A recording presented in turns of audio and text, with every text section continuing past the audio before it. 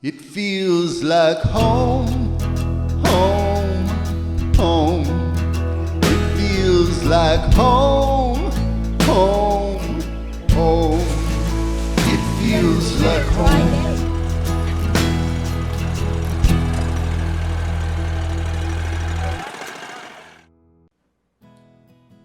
Hey there friends, welcome to Weldon Home. I'm Tanya, if we haven't met yet, and today I want to show you how I make my mother-in-law's famous New Year's Eve soup. She makes it with leftover turkey, and today I'm using a cut up rotisserie chicken, but either one is absolutely delicious. So you start with just the skin and bones of your rotisserie chicken, and you want to get every last bit of all the flavory stuff off, and then I'm going to cover the bones with water. And that is what turns it into a beautiful bone broth. I'm gonna go ahead and bring that up to a boil. And while I'm boiling those, I'm going to chop up some celery, some onion, a rutabaga. If you don't know what a rutabaga looks like, half the time when I go to the store, they don't know what this is, but it's a rutabaga, and it adds a really nice earthy flavor. And then also, a turnip. This was the biggest one I could find. I like a little bit bigger turnip, but this is what they had at our store, so that's what we're going with.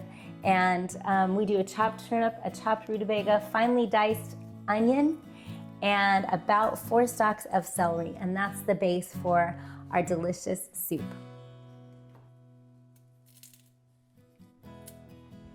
So we had quite the harrowing experience this morning. Well, actually it started last night. We couldn't find my son's cat during the day, and so we finally went out looking for him and couldn't find him, and then it was getting to be dark, and we finally went out with flashlights and decided that we needed to find him. And he has been lost for days before, and we found him in a neighbor's tree the last time, and the same thing happened this time. It was a different neighbor, different tree, different direction, but my son could hear him meowing, and we did find him way up in a tree. So we tried to call him, we tried some tuna, we tried shaking his food to see if he could get him to come down, and he would not come down. I think he just had no idea how to get down, so he just kept meowing and meowing at us, and we ended up having to leave him up there for the night. And my husband said he would come and help. We'd try with a big ladder the next day, because we were literally out in our neighbor's yard. And so this morning, my son said he had gone up to an even higher branch than he had been on. And we tried, the neighbor whose yard he was in got up and tried to help with his extension ladder, which wasn't big enough. And my son had worked for a security company that had big ladders as they installed the security systems. So he went and borrowed one of their massive ladders, and that still wasn't tall enough, so my husband went back and got our tractor, and we put the extension ladder inside the tractor, raised the bucket as high as it would go, and my husband stood at the very top of it and got the cat out of the tree, and the cat almost did not come to him. It was really, really scary for me, but he ended up, we were praying the whole time, and he ended up able to get the cat out of the tree, and we've got our kitten safely at home, and we're trying to see ways that you can train a cat to come down a tree. It seems like it should be intuitive, but I guess it's not something that they know. So anyway, we're gonna have to work on that cat. His name is Maverick, and my oldest son, who's 19, said, "Why did we name him that? That's why he is this way." He lives by his own rules. But anyway, we finally got him. So I will say I always start with peeling the rutabaga because it's much harder than the turnip. Rutabagas are difficult to peel. Turnips are not nearly as hard. And if you don't have a good knife set, this is a very, very inexpensive knife set, but it's a really good knife set, especially for the cost that it is. I think it's like around $12, and it's this Cuisinart knife set. I'll link it in the description, and you can go check it out. Also, I hope you guys had a wonderful Christmas. We definitely had a nice, relaxing time. We had had a party, so we had been preparing for that, and that was a lot of work, so it was nice to just chill. So now these things just need to be chopped up, and my onion, I'll wait for that bone broth to boil, and then I remove all of the bones and skin from it after it's boiled for about, I usually like to let it boil for about 40 minutes. And you might need to keep adding water to it. But this is actually a big sweet onion, so it shouldn't make me cry too bad.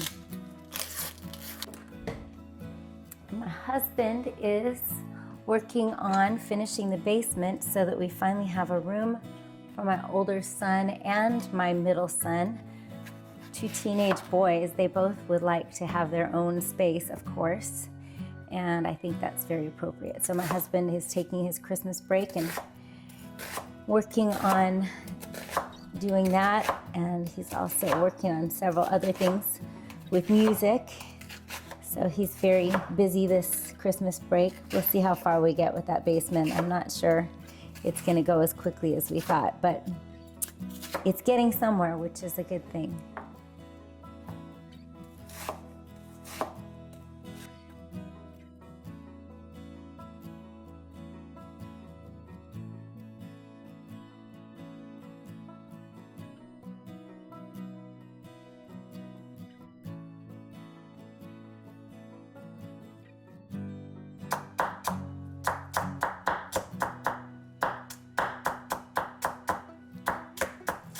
The thing with soups, they're so yummy and such good winter food, but they do require a lot of chopping.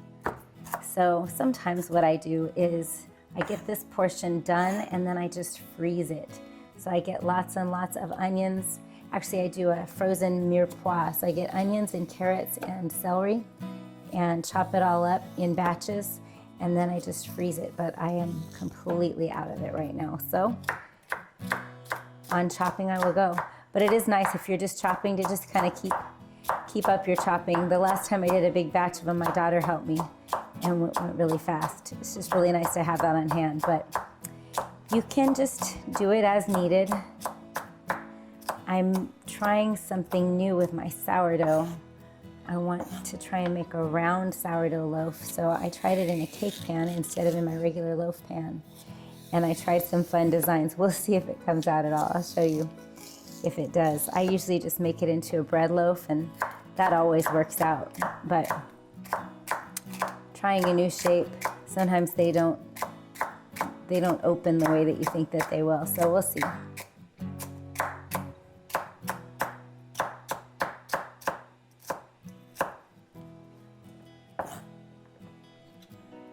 And this makes a great big batch of soup. I love soup for these cool winter days, and tomorrow night it's supposed to get down into the 20s, which is plenty cold. I was so grateful we got the cat out of the tree before it got down into the 20s. We had a really nice, I think it was like in the 50s last night as the overnight low. The weather in North Carolina really is wide and varied. It changes from absolutely beautiful one day to very, very cold and rainy to snow sometimes. We haven't had any snow this year. All right, so those look good. Now I'm just gonna get these nice and thinly sliced. Just thin little slices. And with the rutabaga, this is just a very small turnip, so I'm going ahead and just leaving it whole and slicing. But with the rutabaga, I will probably slice it in half and then go from there. But you want them fairly thin, all of these slices. Like I said, my mother-in-law actually uses the slicer on her grater. So for New Year's, we're getting ready. We usually do a songwriting night on New Year's so that we have a new song to ring in the new year as a family. And I usually make something called a king's cake, and we hide little prizes inside, and then everybody gets to open them, and it's something that we enjoy doing every year. And I just have little things that I bake into the cake. It's kind of fun, kind of a little fun tradition. But that's what we do for New Year's. I like to avoid being on the road.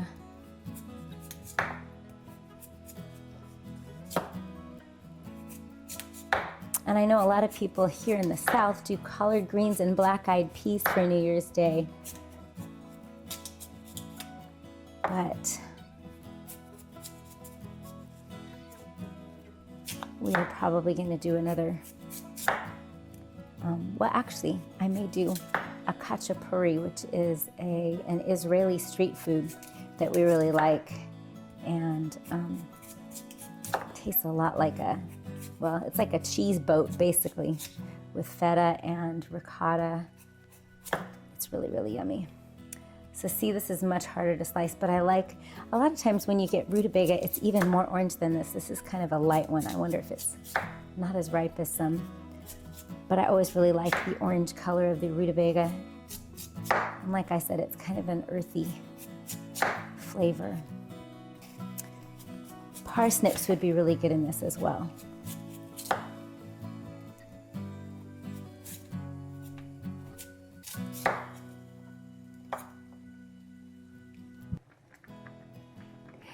All right, so this has been boiling for about 40 minutes, and you can see the color has changed kind of to a golden color. That's what you want to see with your bone broth. And I'm just going to go ahead and turn it off and strain out the bones and the skin so that I can add in all of my vegetables. Now I'm going to add these all in, and then once I have let those cook for a little while, I will add some potatoes. And this is a very rich, hearty soup. We like to mix in, this is gonna sound crazy, it did to me when I first had it, but we're gonna mix in a little bit of cottage cheese.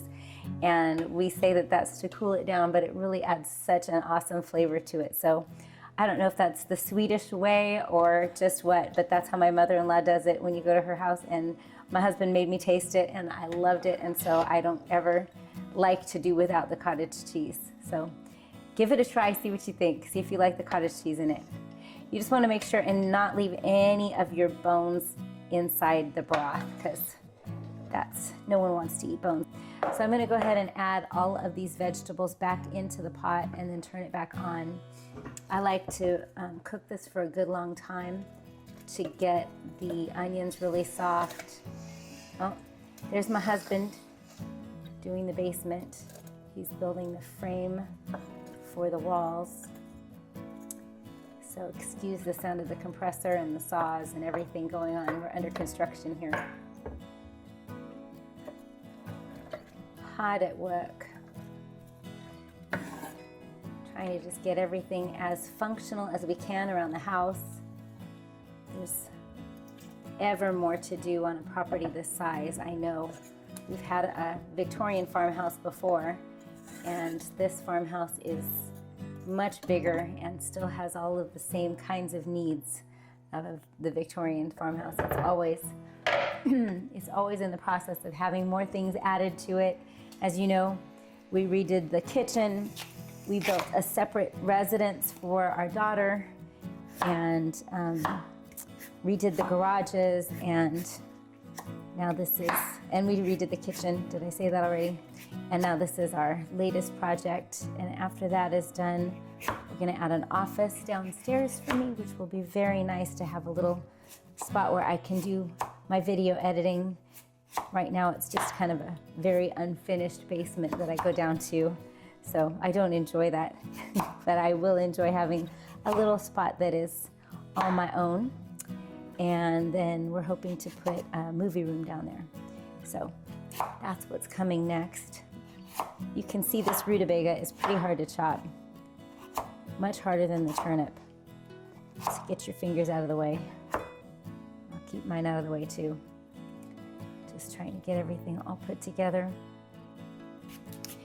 And getting ready for New Year's. Like I said, we usually have a couple of musical friends over and try and write a song for the New Year. We've done it for many years. That's been our tradition. And here in North Carolina, at least at this home, I'm not sure who we're going to have. We've invited some people, but no one wants to jump on board. So if you're a musician, jump on board. It's a really fun tradition. It's nice to have something we kind of start writing at the beginning of the night, and then we just keep going, and my husband records the whole thing, and we kind of try and get all of the instrumentation done, at least so that it's presentable.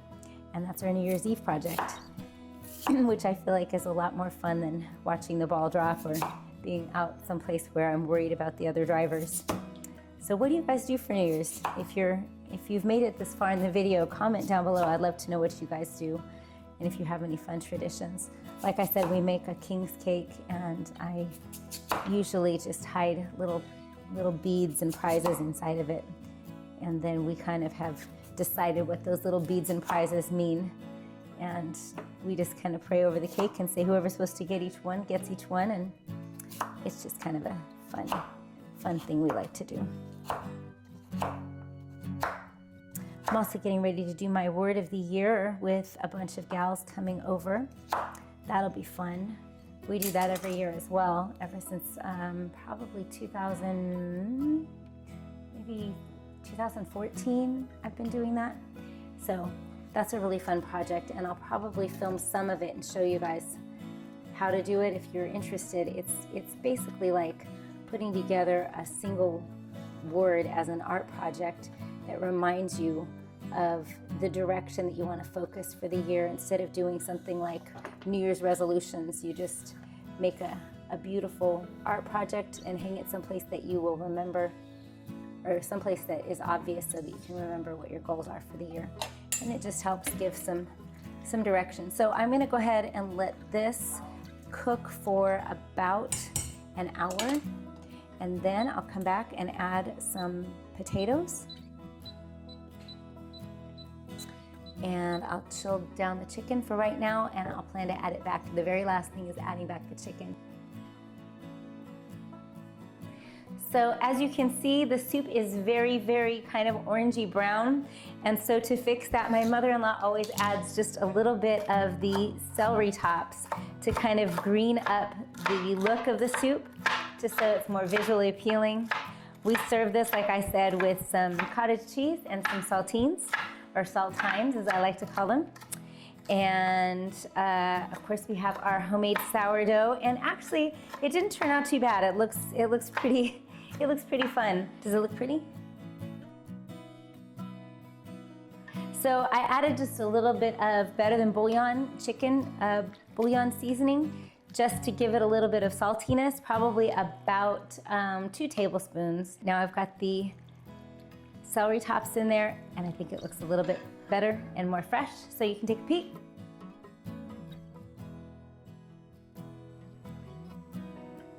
So you can hear the crustiness of this bread. It came out really well. I like it a lot. And this is how we like our soup. So I put a big dollop of the cottage cheese in mine. And I think this might be a Swedish thing. I have no idea. Maybe it is, maybe it isn't. I'll have to ask my mother-in-law. But this is Grandma's chicken soup. And it is so nourishing, so delicious, totally worth all the chopping, and we absolutely love it. So I hope that you will too. Hope you have a great day, and I'll see you on the next video. Don't forget to like, subscribe, and share if you like this video.